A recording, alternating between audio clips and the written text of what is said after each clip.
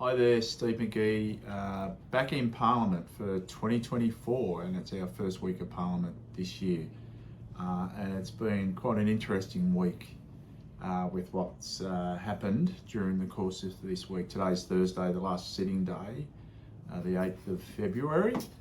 I've done, at this stage, 2 speeches this week, one on the legislation for building regulations, and tightening up building regulations and policing it a lot more, and higher penalties, which is fantastic for homeowners and people that want to purchase and build homes, so hopefully greater protections. And I'm aware of incidents in our electorate where people have been firstly let down by their builders, and then they've tried to rectify the issues through dispute processes at a high cost.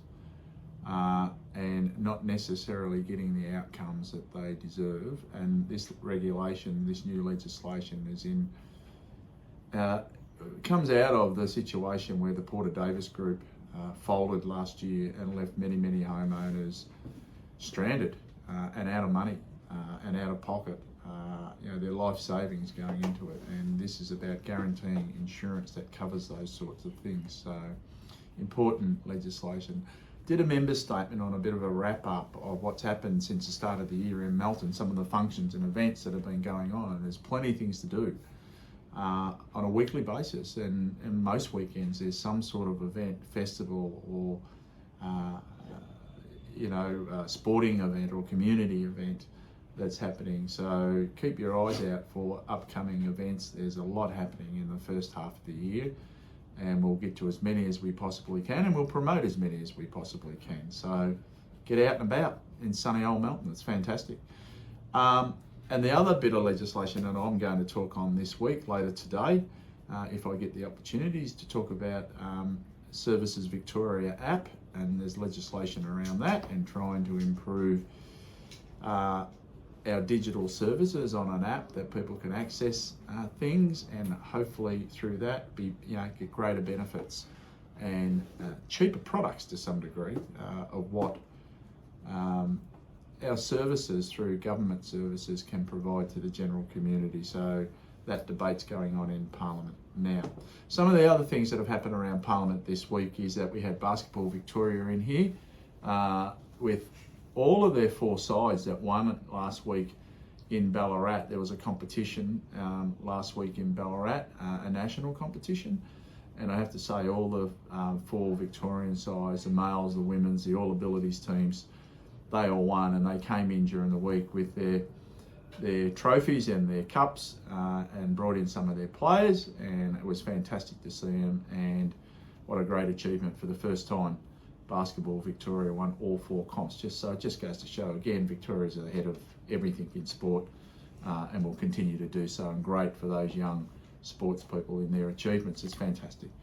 But off the back of that, of course, there was the inaugural meeting of the Parliamentary Friends of Olympics and Paralympic movements. And of course, it's timely this year with the Olympics and Paralympics coming up in Paris on the 26th of July of the Olympics, and I think the Paralympics start a month later, around the 28th of August.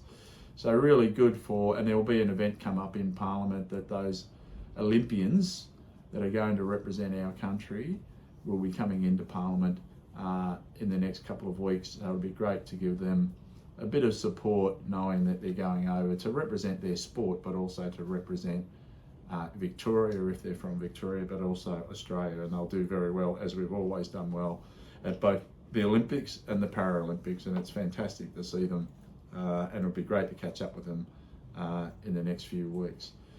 But most importantly this week, the Premier, we had a thing in Parliament, a joint sitting in Parliament, where the Premier did a parliamentary apology to Victorians who experienced historical abuse and neglect as children in institutional care, and that's the speech in itself. And we'll post that on Facebook, and we'll also probably leave a copy on the wall in my office. We'll frame it and put it on the wall in my office. It's so important.